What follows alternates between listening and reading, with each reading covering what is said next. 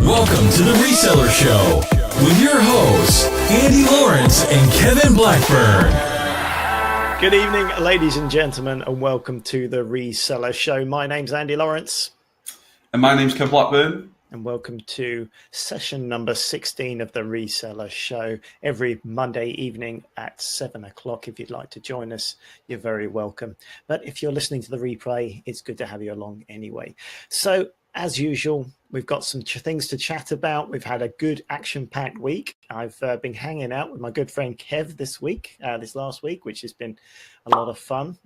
You've had a pretty busy time yourself, haven't you, Kev? I had it's been Tradeshow week, so it was fantastic to travel to the NEC in Birmingham for 2 days. Had a day with yourself and your new course students and Matt from the Secret Wealth Project, and it was great to connect with you guys. And then 1 day was business, so one day professional for business, 1 day leisure, and meeting a few of you guys. So it was a pleasure to finally meet you guys that were there. So awesome. Busy week yourself as well, Andy? Yeah, it's been really good. I had a great time at the NEC. I always do. It's always good fun, but it's nice this time. Usually it's more or less on my own when I've been going since, 2013, something like that. And usually it's all business, getting in, speaking to the contacts, making new contacts, reaffirming the ones I already have, just seeing what's going on in the industry and connecting with people.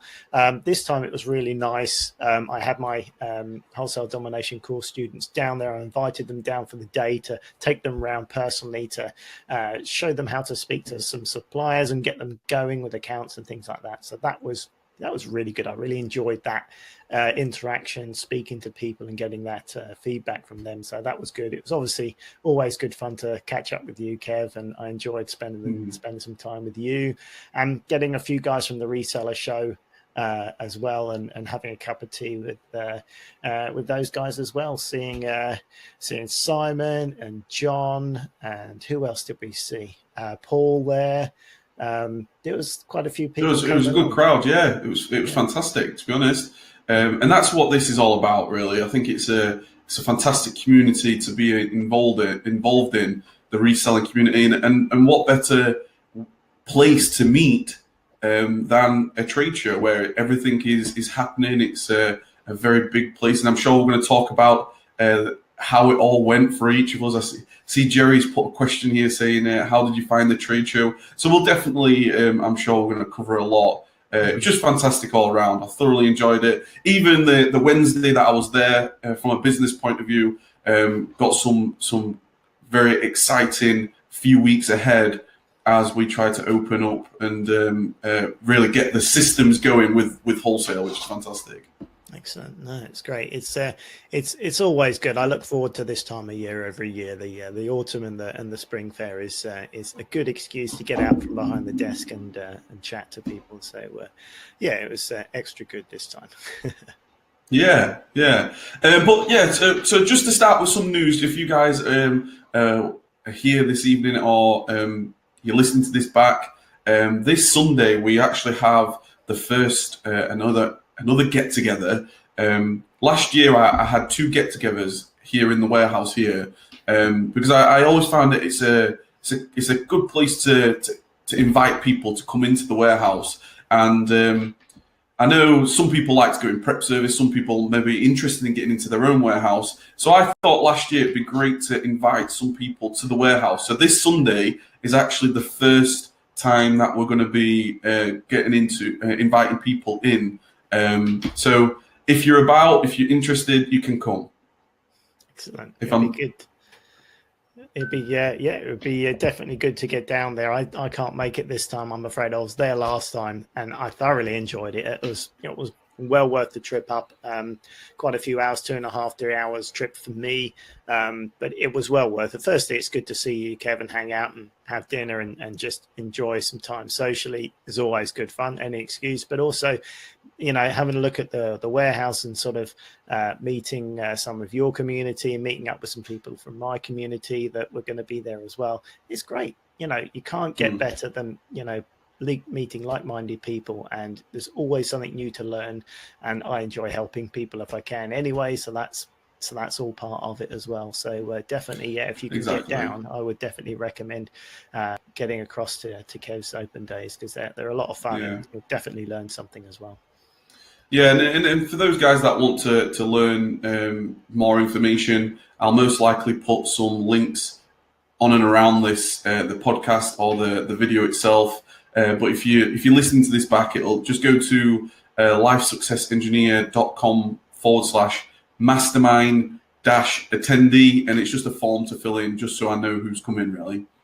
Excellent. Make sure you've got enough tea and water supplies.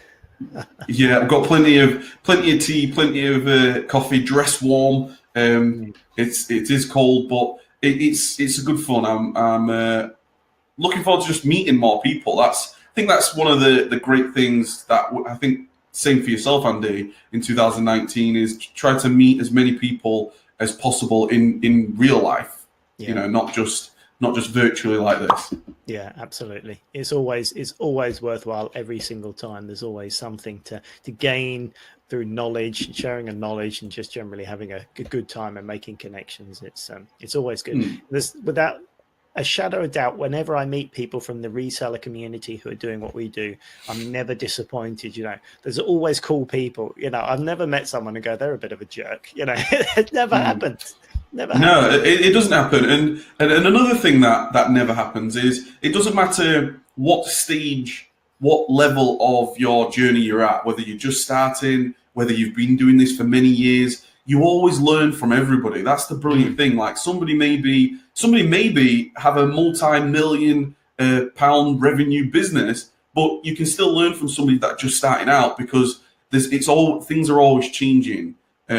Experiences and things that we learn is always different. Like, and that's the brilliant thing about doing these masterminds. Like, you know, I've got myself into a warehouse. You've been doing your wholesale business for a best part of a decade, Andy, but we still learn at every level. So yeah, absolutely. I mean, meeting you, I never in person, which is great. Yeah. I mean, you just did freeze there for a second, but you came back, so we got away with it. Oh, good. But yeah, I mean, there's how many opportunities would I have got in this situation to meet someone who has trained as an electrical engineer and has such knowledge of procedures and this type of thing, to be able to streamline your business. You know, I've learned a great deal from you in that part of your business, what you've been able to implement. And, you know, when you came over to London to talk at my event, the Wholesale FBA Academy event, I learned so much from that talk, because, you know, there's a lot that you can bring that you've learned from your industry that, you know, would benefit me, because I've not had the benefit of that type of procedural education. So, yeah, everyone's got their own speciality. It's a great opportunity to learn. That's the brilliant thing. It's the brilliant thing. So I'm very, very, very grateful to be a part of this community, for sure. Absolutely. Good. Yeah. So yeah. Oh, you just went again. For you guys listening to this, but I've really, and you guys that are here right now, I'm doing my absolute best to make sure that there's no technical difficulties from my end. So today, for this show, I'm at the warehouse, completely separate computer, internet provider's different, everything's different. So I can only do my best. I'm so sorry. Oh dear. To me, at the moment, you look about 4 seconds out of sync with your voice and your audio. Maybe that will snap back in a second, but yeah. I think it's don't know. Yeah. I think. Oh no, you're still a bit. Okay, never mind. Simon says he's just sitting still. Yeah, just keep moving every now and again, and we know you're still. Yeah, that's the main thing. I'll sway. Anyway, let's move on. So why don't we do it as it's the week after the trade show, unless anyone on the live chat has any specific questions for us. If you have, stick them in the chat and we'll get to them after this section. But as we've both come back from the trade show, the Spring Fair trade show this week, why don't we have sort of like our top takeaways that that you've learned this week from going to the trade fairs, and what you think is a worthwhile thing to share with the Reseller Show audience about the benefits of trade shows?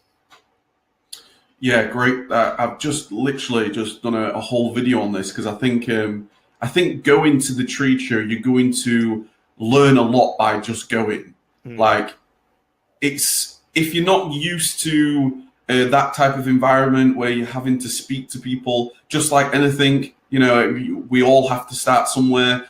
But it's great to put yourself in a position where you are talking to people about your business, trying to build relationships. So you're going to have many rejections. You're going to learn a lot. And I actually feel like the more you go, obviously, the more confident you're going to get, the more you're going to learn on what to say, what not to say. So the first and foremost, the first recommendation is just go as many times as you possibly can. I know this was my second time going, and I thoroughly enjoyed it. I learned a lot from the first time, and I definitely took a lot from the first time to go to the second time. So that's definitely the one thing to do. Put yourself out of your comfort zone and go. Then a couple of things that I really did take away was I always had this limiting belief, I guess, in my own life that to get into wholesale, you need like tens of thousands of pounds, but that's just simply not true. Like, if you want to get into wholesale, there were people, specific suppliers there and then saying our minimum order quantity is like £100, where you'd probably spend that at a local supermarket just doing retail arbitrage or something. So that was one thing that I definitely did learn. I was like, it's amazing on how some, excuse me, some minimum order quantities are much larger than others, but some of them were well within your reach, depending obviously what available capital you've got. So that was definitely one. I definitely learned to. There's a lot of things going on. There's a lot of different halls. There's a lot of different places that you can go. I definitely tried to be as much as organized as I possibly could, like with a strategy going, like what am I actually going for? What specific account am I going for? Whether it's a kitchen and home, or small kitchen appliances, or toys and games, whatever it is. So these are just some of the takeaways. Some of the smaller stores were definitely interesting to me. There were some real gold nuggets with some of the smaller stores. We opened a couple of accounts with some smaller stalls that I would have just walked past in the past, just not thinking, because it's not catching your eye because there's so many different stalls. And we purposely went to some of the smaller brands, not these suppliers that were selling like the big, like really popular brands. Some of the smaller stores were selling like brands that you may not have heard of before, but they're very, very good. So there's definitely some takeaways for sure. What did you take away from going, Andy? Well, I suppose there's not that many new things that happen these days. A number of times now, but the number of times I've been, it doesn't change that much in terms of what I learned. But in terms of what underlines to me that the importance of going is having those conversations, because every single time there's always new people. That's a great thing. There's some regulars that are always there, but there's always some smaller people coming in and chatting to them and finding new innovations and some new ideas. So that's always good, and making a point of having, as you said, the smaller stands. You don't know, there's no way of knowing what type of stock range they have. Sometimes they have some examples of stock, but they can't have everything on display. So without judging, sometimes it's good just to speak to as many people as you can in the general categories that you're interested in. Try and get an account with as many people as possible, see if you can get the deal done there and then. Because when you come back, that's when you're going to do the hard work of working through and seeing what actually works out as being profitable products. But without the account, you can't do anything. So working on that account straight away is the main thing. And actually just having that conversation, because there are all sorts of unique situations that can happen as a result of having that initial conversation, breaking the ice, just having, a face-to-face discussion and chatting about the industry, because the amount of times I've really just started speaking to someone without expecting anything, not even having a lot of high hopes for that particular stand, but I was standing there, they caught my eye, so I had a chat with them, and it ended up being a really important, profitable chat. Just the way it's worked out, they've suggested a few things, said, did you know we do this? And I didn't. And then we've had a conversation and it's worked out great. And I've made a lot of money from that conversation. And if I hadn't made the point of just stopping and talking, I would have walked past. And so, yeah, just trying to get around as many people as possible and just seeing what they've got to say is a great start. You lose nothing, you lose absolutely nothing. So get in there and speak to people. Yeah, there will be big suppliers there that will say, we need a brick and mortar store. You need at least £10,000 to even start an order from us. There will be suppliers like that, but that's fine. It may not be appropriate for you, but there's so many there. There stands to reason there will be opportunities for you. Just on the sheer numbers, it's definitely something that you'll be okay at. But I know that if you're going there to begin with, you can be overwhelmed, and it can be a bit intimidating speaking to people because you don't know, you're scared you might say something wrong or whatever else like that. So yeah, I just encourage everyone just to start the conversation, because they're not half as intimidating when you speak to them. They're a friendly bunch most of the time, and they want to speak to you and do business. So it's it's in their interest as well. Yeah, and if you can go for a couple of days, there's a lot to get through, and it's amazing how fast the time goes. Like it's amazing on how before you know it, it's like, wow, you've gone halfway through the day and you've not even left one particular hall or something. So if you can go for multiple days, that'll obviously help. Wear some comfortable shoes, take some type of bag or something to carry as many catalogs as you possibly can. But like Andy just said, I think it's a case of just talking to as many people as possible. And I definitely felt like there wasn't as many rejections to Amazon as maybe I thought there would be. It's depending on how you approach the conversation. So like if you approach the conversation on the sense of you've got a warehouse, you've got your own website, you're trying to get going, you by yourself for your own website, for your own warehouse operations. And I specifically said trying to get like social media up and running with Facebook and our own website and start doing some shipping. And then at that point there, when you then introduce what do you think of going on to eBay or going on to Amazon, they were much more open to have that conversation. Mm-hmm. Yeah. And also, if you come at it from a different angle, you've got somewhere to go. But if you say, I'm an Amazon seller, can I have an account? You've got nowhere to go, because they can just say no, and then the conversation's over. If you approach it from a different angle, you've got directions, you've got chances to talk about other things and to still get the account. So yeah, you can introduce the subject in a number of ways without having to cut your escape route, so to speak. Yeah, absolutely. And I'm definitely, one thing that I definitely got away from there thinking, long term, like if you're an Amazon seller, eBay seller, or if you're relying on a platform like Amazon where they've got the traffic, obviously they've got the customers and things, we need as resellers long term to have some type of plan, I believe, of being able to sell products through your own source of traffic, your own customer base. And this is going to take time. We've mentioned it on the show before. I know for us personally, we are definitely in talks on how can we get something going from this warehouse that's not reliant on Amazon. Sure. And it might take 12 months. It might take 24 months to get something going. But I think the earlier you start and the earlier you start to make some progress, it's obviously going to take time to build up. So we are thinking of one of the accounts we specifically opened with the idea of having something open, like just from the warehouse, not Amazon. So it's exciting.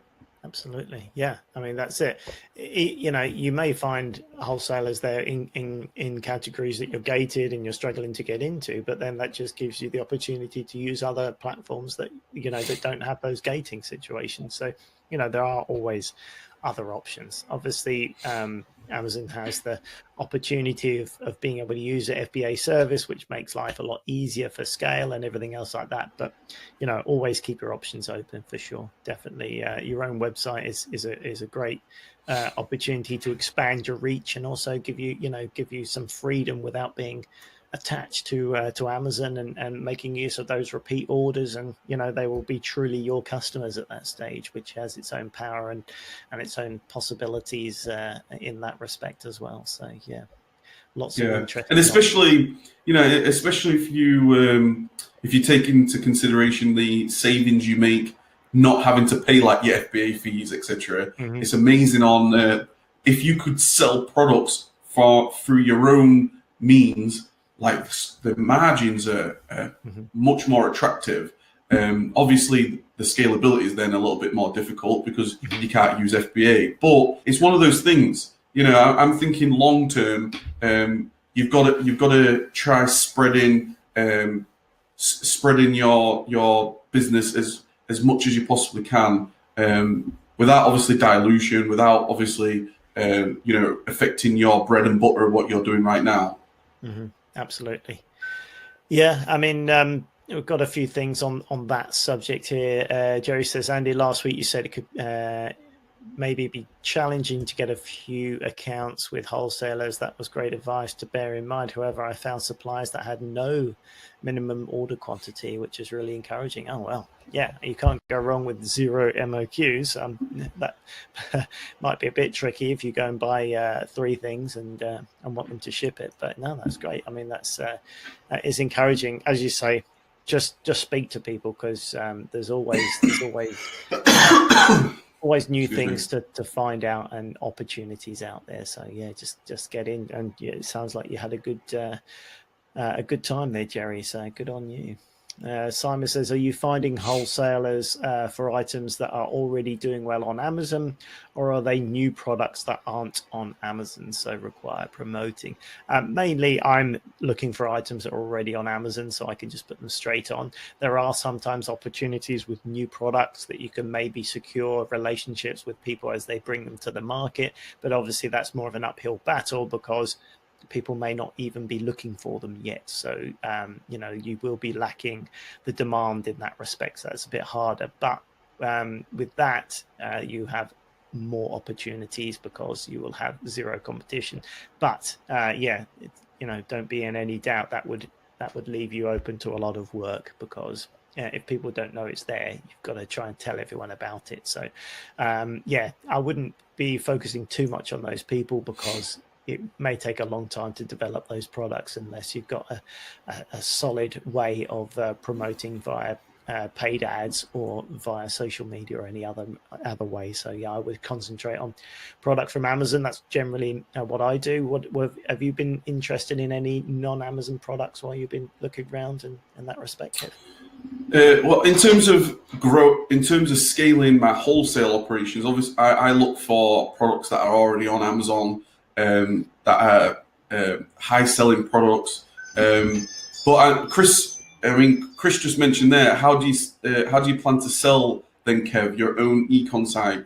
I suppose I can go on a little bit what we would be talking about this past few days on what we could potentially try. And I think I mentioned it maybe on a very early Reseller Show about like a warehouse deals type store. So what I was thinking potentially doing, there's a supplier account that I've opened, and this supplier account that I've opened sells very popular like household goods. Okay, so these household goods, full. I may as well just share with you things like kettles, toasters, blenders, things like this that like really popular in everyday life, right? Yeah. So then I was thinking, right, if you could get into a supplier that you could get these particular products cheap, as in like, the wholesale price, so they're much cheaper.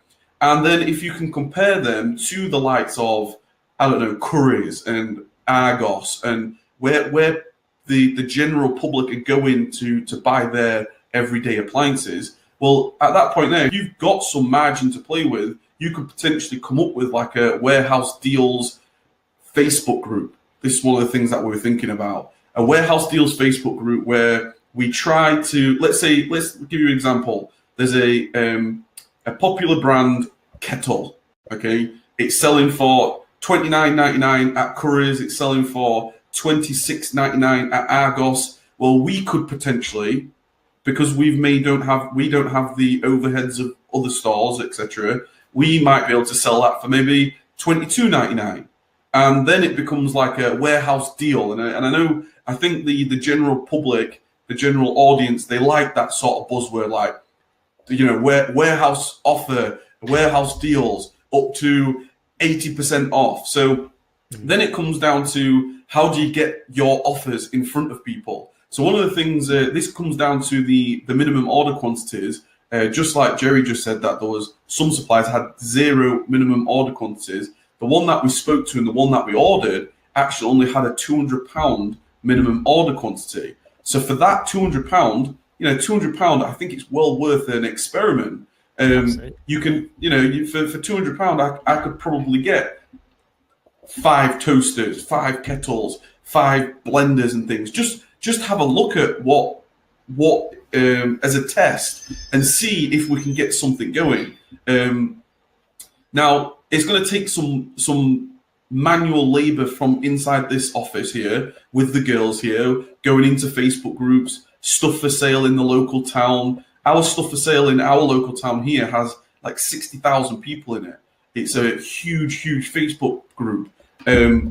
Try growing something. You don't need many people to make some sales. You know, if you had 100 people in a Facebook group and they were bargain hunters and they loved their deals, they loved the, wow, look at this, then eventually you can build. They might even, the way I'm thinking how it will hopefully work, they might then start to go, they might actually come to you and say, oh, could you get hold of, I've been after this microwave, could you get hold of that? And then you could potentially go to your supplier and say, what's your deals on that? Do you see what I mean? Yeah. It's going to take some work.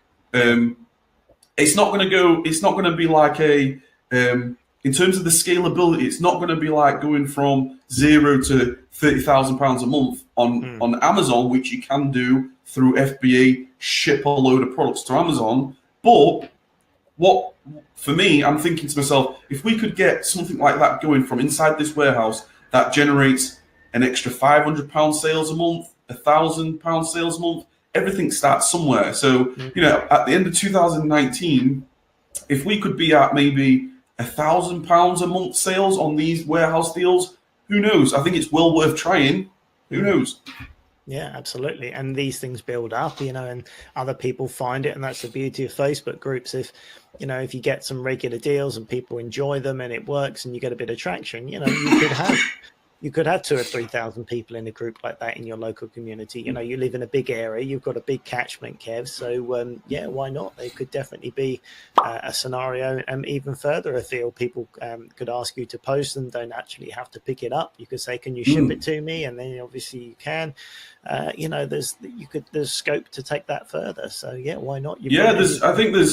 I think there's definitely it's going to take a lot of work in terms of labor from in here, the continuous posting and trying to maybe get some graphics and things made. You know, it's going to take some time. But I'm just seeing when I left on the Wednesday with the new manager of the business, Steve, is really excited about what that's going to happen in our business this year. But I was full of ideas of like.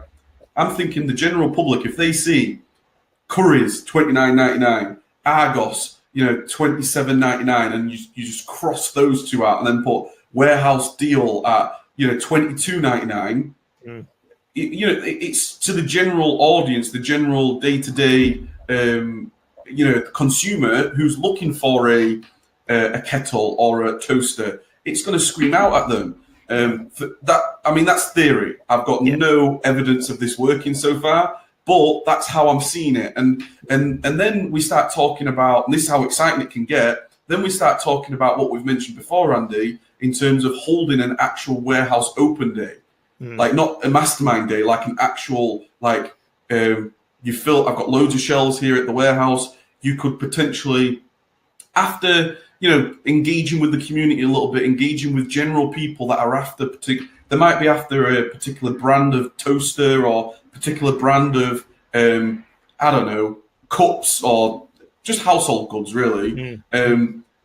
Then you get a bit of an idea of what people are maybe interested in, and then you can just put a flash warehouse open day on where people come, they pay, cash in hand, like come with cash or come with I could be able to get a till here in the office. Do you see what I mean? And I think at that point there, if you can build something like that alongside your Amazon operations, and if it pays for one of the girls' wages, it's well worth doing. Absolutely. And people, as you say, people love a bargain. And if you open it up as warehouse deals, we're clearing our stock, everything's got to go. You could create a set there. You could build up a lot of boxes in the background, really make it very warehousey. Stack some pallets up as well as a bit of staging. You could actually put some pallets up and put the stock on the pallets, just to make it look authentic, in that way. People love all that stuff. And people are saying, I'm going to go there because it's going to be cheaper than the shops. They're coming right out the warehouse direct from someone like that.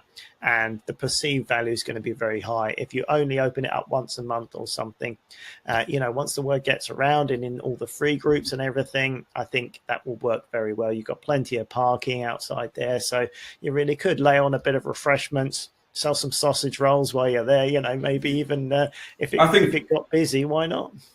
Yeah, I actually, sorry, I've just knocked my camera here. I actually think, it was amazing on how the jury's just put creative juices are exploding tonight.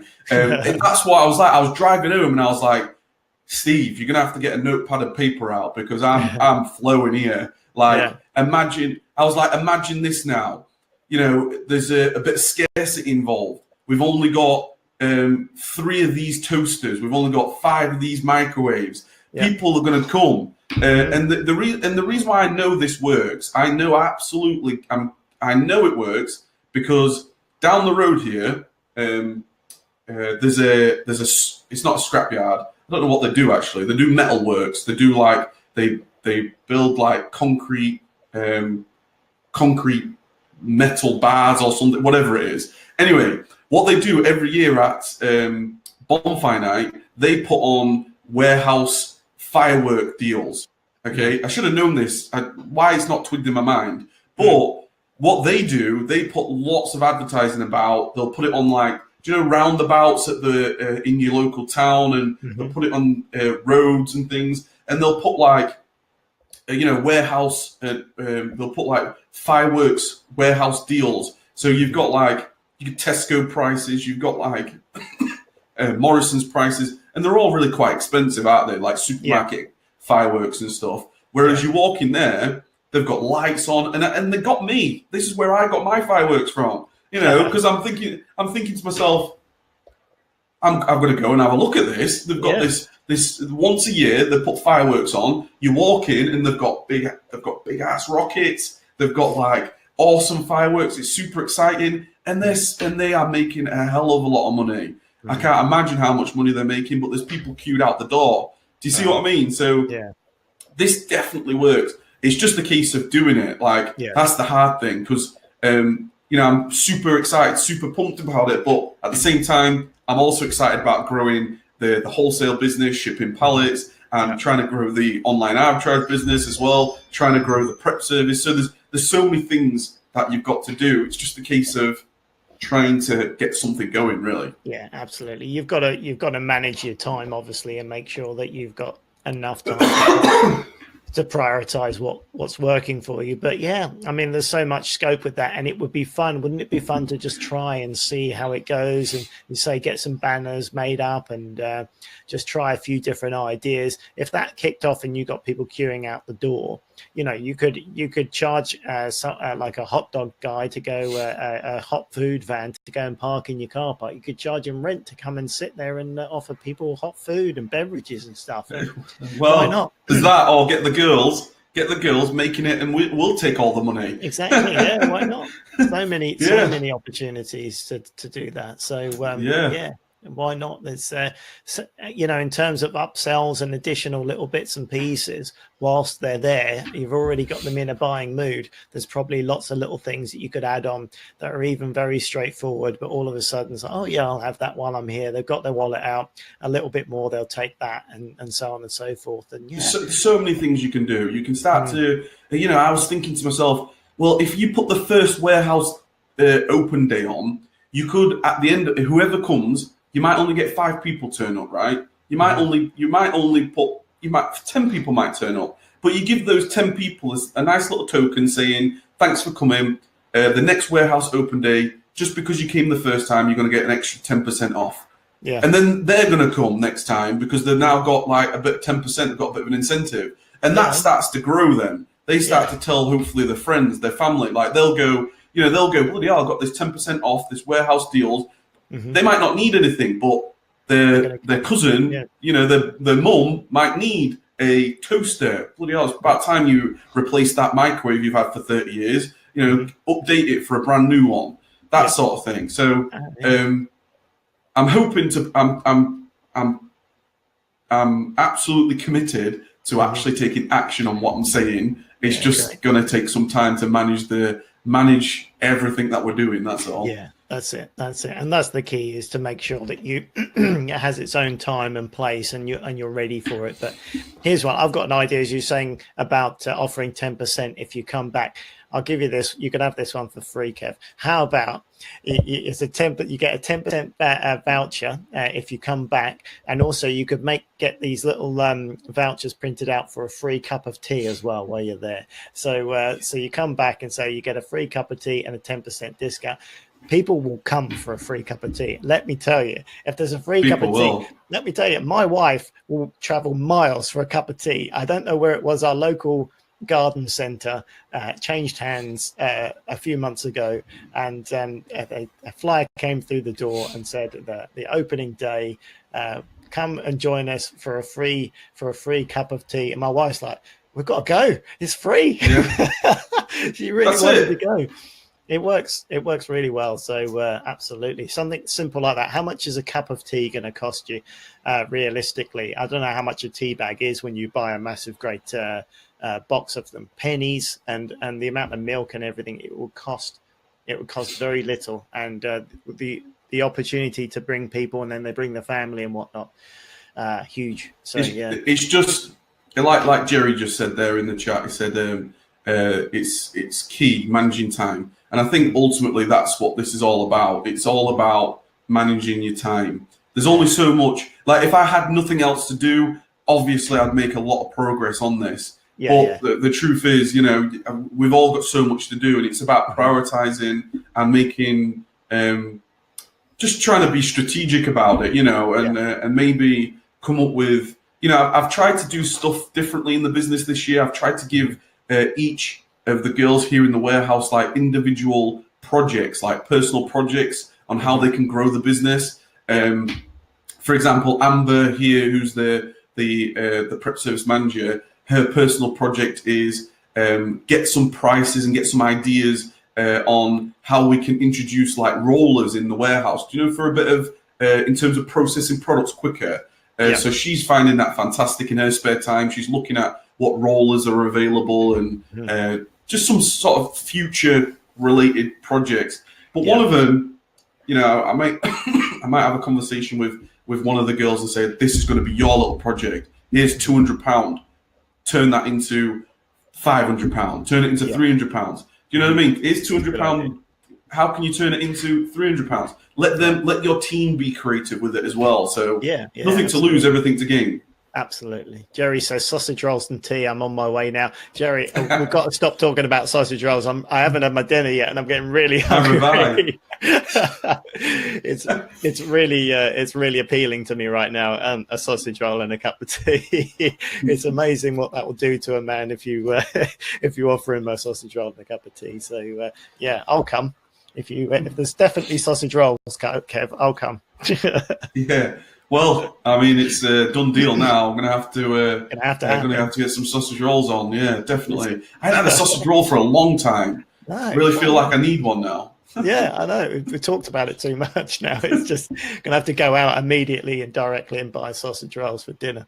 But yeah, there's a great winter fare. You can't beat on a cold day a warm sausage roll on a cold day. There's little apart from a bacon bap. There's not many better things than sausage roll or a bacon bap. I can't believe how far off the track we've gotten on this one. We've gone from warehouse deals and now we're talking tea and sausage rolls. Welcome to the Reseller Show. In the chat, what's your best cold winter food? I need everyone cold winter food. Toblerone. Nice. Oh, yeah, that's Toblerone. Dear. Mr. Hess is referring to. I was getting a bit annoyed. We were chatting to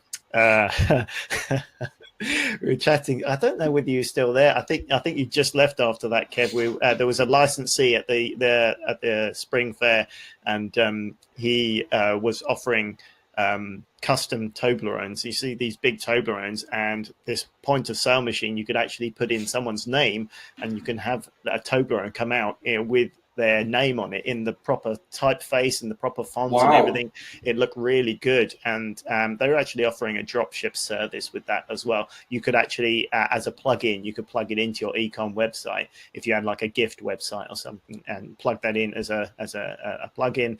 People would order it, put their name in, and they would send it directly to them. It's quite a cool concept, if you're in the gifts category, so to speak. So that was an interesting chat. And then I realized Beck, who was there with their Team Secret Wealth Project, somehow, I don't know how, but she seemed to come away with a free chocolate with her name on it. And I'm thinking, oi, hold on a minute, I did all the talking here. How come she's got a free chocolate bar? This is not right. Yeah. So I had to come back and have a chat with the guy, and I managed to get a free Toblerone. Oh, I'm glad that you said that. Not I went to go put a blonde wig on and go with that. I think it probably would have helped a lot, to be honest. But yeah, it was quite funny. I'm just going to take a picture of the chat tonight because we're talking Toblerones. Yeah, sausage rolls, tea, and Toblerones. It's gone past the point of no return. But it was a very nice Toblerone. I helped. I got it for my wife, and I helped eat it. So it was worth the effort.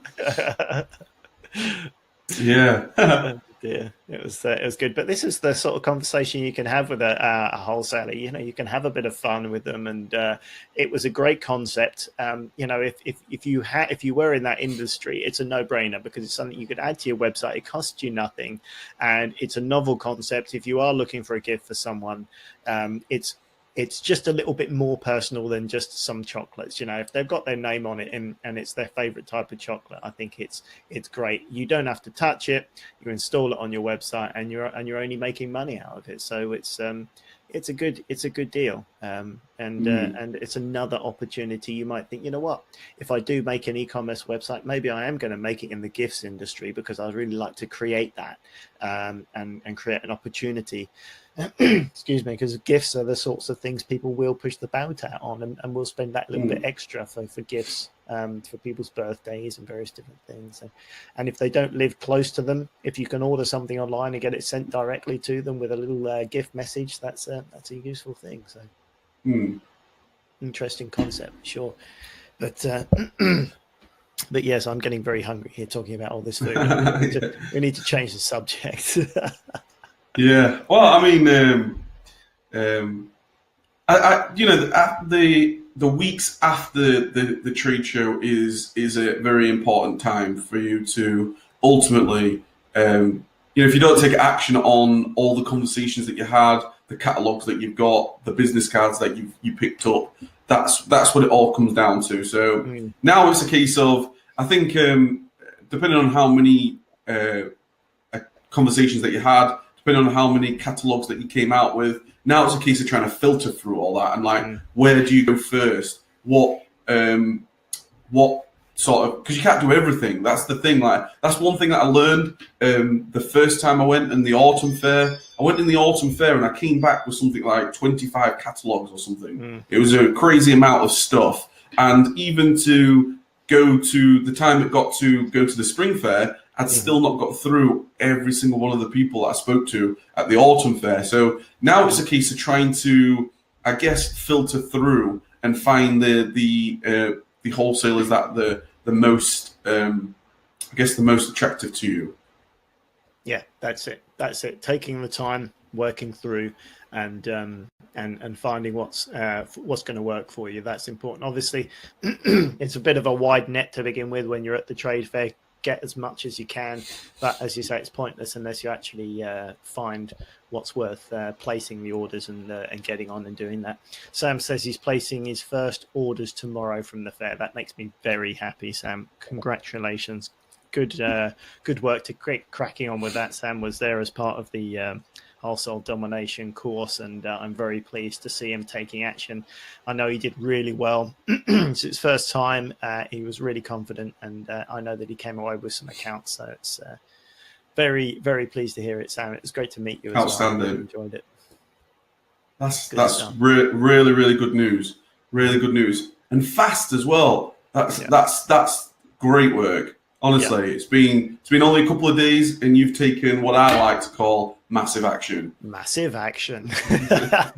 Nice one, Sam. That's awesome. But that's what it's all about, that focus, and what I've been trying to instill to the students, the focus, the momentum, get going, and just focus and put everything aside in life right now, get into it and focus on that, because you can make so much traction when you do that. You know, that the everyday trappings of life are always there, but if you can just put things on hold and focus and try and really sort of laser target your focus into what you're doing, go through the options, make the most of the trade show, and then take action on those contacts you've made, put the orders in, you're off to the races. Excellent. Really pleased to see that. But yeah, Andy, I've got a question for you. Go for it. That you may be able to help with. So we were looking at our systems for shipping pallets and how quickly we can ship. We can accept a pallet, prepare the pallet, label everything, and get it out of there. Because that's what it's all about. How quickly can you order to get it to Amazon to start selling, right? So one thing that we came across, and do you ship? I assume that you're shipping pallets, right? Yeah. Yeah. So when I started back in 2015, a lot of everything that we sold, and even to this day, when we add the product to Amazon Sell Central, it would be, you've got to label, we label everything from our own Amazon. Do you know, like you've got the manufacturer barcode and we're putting our own Amazon sticker on. So there was an option. So we placed some wholesale orders as well this year. So when I added the product, because I've got a team that adds the products and things, but sometimes I like to go back and just do the, I guess, the day-to-day tasks from time to time, just to see if there's something different, or just to see if we can speed things up. So I went through the process again, and I noticed there's an option when you add a product. You either use the manufacturer barcode or the Amazon. You can use an Amazon barcode, right? So in terms of wholesale, then when you think about shipping pallets, and you've maybe got like this pallet that's got 50 cases on this pallet, it's maybe got 300 units or whatever.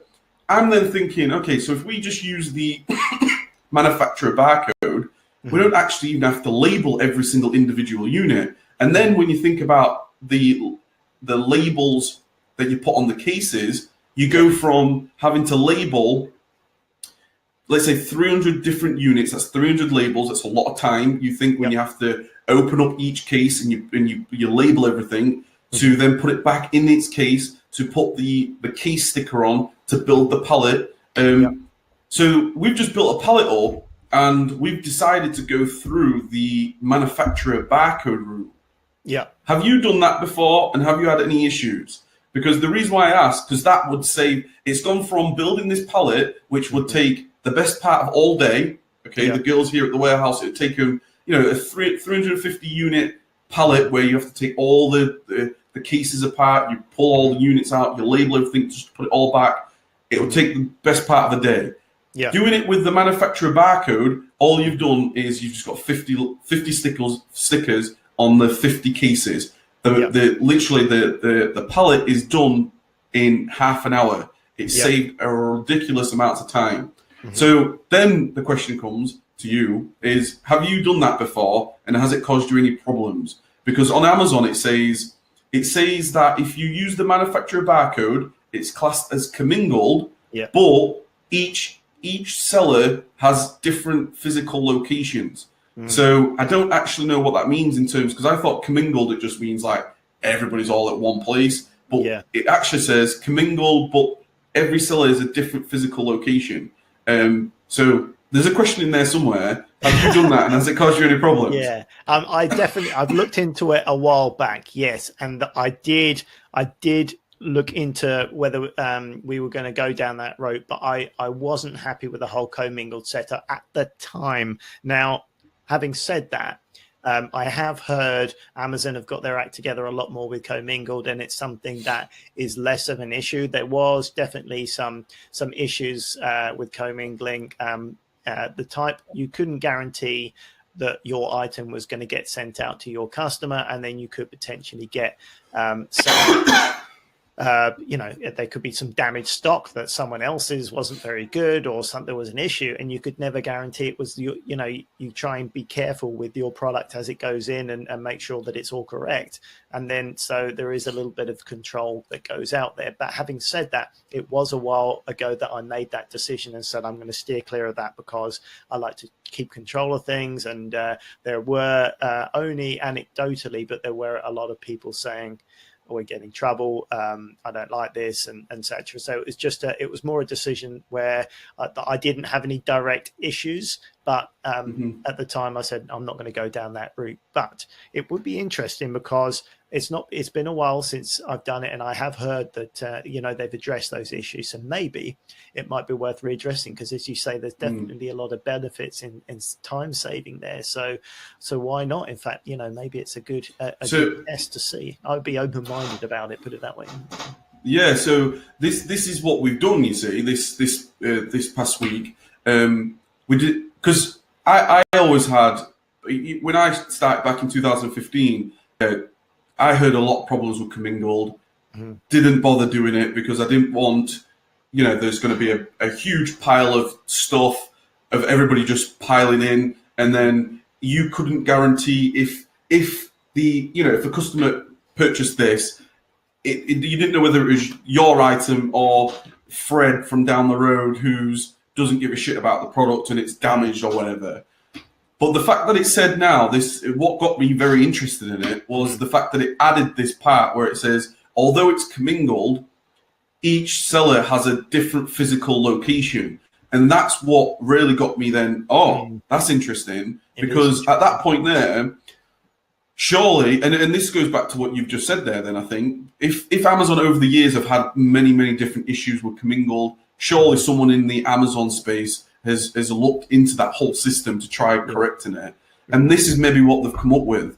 Anyway, to cut a long story short, we've now shipped a pallet with that is the manufacturer barcode. So it's now taken to build this pallet from, instead of doing 6 hours, it's taking it literally like half an hour, which could be, long-term could be an absolute game changer. Because I'm thinking in myself, as we scale the operations, I was thinking if we could ship 2 pallets a day, that would be good work because there's a lot involved. Now, if you could, now it's opened you up to, you could ship 4 pallets a day and 6 pallets a day, depending on what the outcome is. Yeah, I mean, to be honest with you, even at that productivity, additional productivity, you could almost afford to have the odd issue every now and again, as long as it's not terminal. You could almost say if you lose the odd item or there's an issue and you get maybe an extra return here and there, it's probably worth it, because if you're shipping that much extra, then I would definitely say I agree. And as you say, it's worth following through and speaking to Amazon about, because if there is a physical difference, as in your products cannot be confused with other people, because as Jerry would say, mentioned on the chat here, Amazon will hammer you if there's a complaint for authenticity. But if there is a much better system where someone else is sending their stuff in and you're not ending up getting other people's problems, then I think that's an interesting one, because as you say, there's a big time saving difference. So I would be interested to discuss that further with Amazon, and I definitely think that's got some possibility. I'd be open minded to re-looking and re-examining that, because it's been a while, and I haven't looked at that point because I made a decision and moved on. So going back and looking and seeing is probably a good thing to do for sure. And I must stress with you guys, and I know you. I think the common answer to all of us is avoid commingle, avoid it. Yeah. And I've always been the same. It's only when I checked it and I was like, that's interesting, because they never used to give you this option.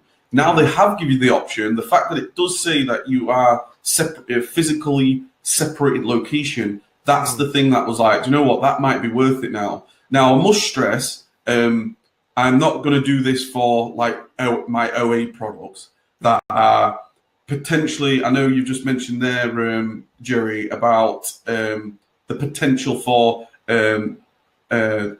issues with Amazon if there's any authenticity claims that comes in. Obviously, in that case, for definitely OA, we use our own the Amazon stickers for everything. But for wholesale, where you've got the invoice, you've got the supplier, you've got everything is legit. It's the whole palette. It's like you've got the entire invoice for that with an actual approved wholesaler. There should never be any issue. Even if you did get some type of claim against you, you've got all your documentation. It's right there. Documentation, that's right. It's a lot easier with wholesale, as you say. It's a lot easier with wholesale because you have a more believable paper trail with the wholesale invoices. Even with the receipts, to be honest with you, to a certain extent with OA, but certainly if you've got the wholesale invoices, you've got an ironclad thing, and those wholesalers could even provide you with certification from the manufacturer if you may need it as well. They often have that on hand on request as well. So, and they are usually very receptive to working with you on that respect as well if there is any issues with that. So it's certainly well worth looking into. I would certainly say I'll be very open-minded to looking at, because the difference is quite large in terms of time. So keep us posted how you get on with that, your feedback, because I think I may make a note and re-examine that in my own business, because you say it's something I've moved on from, but certainly not I don't have any objection to re-looking at it and being open-minded, because Sorry. It's fine. I was always going to say is that is the key, really. As long as there is a more competent system in terms of handling your stuff, because it's all down to control for me. If there are more elements of doubt where you could end up getting issues with condition or anything else like that, you want some backup. You want to be able to say, no, that's not the situation. As long as that is taken care of, happy days. I'm all for it, because he says a massive. Yeah, for sure. And I'm definitely going to look at this very, very closely in terms of once it arrives at Amazon, once we start making some sales, what the outcome of that, hopefully, it's all positive and everybody has, all customers have a positive experience. If we start getting complaints and orders, if we start getting complaints, negative feedbacks and all the rest of it, then obviously I'll look specifically into not doing that anymore. But I definitely think it's worth an experiment for sure. I agree. Definitely. With the time saving there, it's well worth exploring that for sure. Yeah, just thought I'd, for any of you guys that are potentially, I know there's a lot of us getting into wholesale now and really trying to ramp that side of the business up. So, it could be the difference. Like I said, it takes a long time, especially when you've got so many cases and stuff to unpack and put together, and you go from, if you can go from 8 hours to 30 minutes, I mean it's a complete game changer. Absolutely huge. Well worth looking into for sure. All right, guys, so we're over the hour mark with that question, which was an excellent one. It was well worth raising, Kev. It'll be interesting to see how that goes, but and unless we've got any more questions, we should probably wrap it up here and now. But it's been a good show. It's been interesting talking about the spring fair and what we've got out of it. So ended with a good question there. Unless you've got anything to finish off with, Kev. No, apart from it's felt a little bit strange to be on for an entire show. I'm not going to lie. It's a new feeling for Kev to be with us all, right? Yeah, it's been a success. Yeah. Unfortunately, it just means you're going to have to spend more time in the cold, but that's your prize. Yeah, I'm not going to lie. It is a bit creepy as well at night being at the warehouse. I mean, it is a bit creepy, but I'm a big boy now, so it should be all right. At least you got your back up against the wall. That's the main thing. You don't have to look over your shoulder. Yeah. I have got the door locked though. There is nobody walking in through here right now. Well, if anything happened, at least we get it live on camera anyway. So it'd be worth it for the YouTube views. Yeah, probably. Yeah. All right, guys, on that bombshell, I think we should probably wrap it up for this evening. Thanks, guys, as always, for coming and joining us in the live chat. Simon, Jerry, Chris, and Sam, and the likes. It's always good to see you guys and hang out with you. And thanks for you listening on the podcast as well. It's always great to do this every Monday. So thanks as always, guys, and we'll catch you same time next Monday. See you later. See you guys. Welcome to the Reseller Show with your hosts, Andy Lawrence and Kevin Blackburn.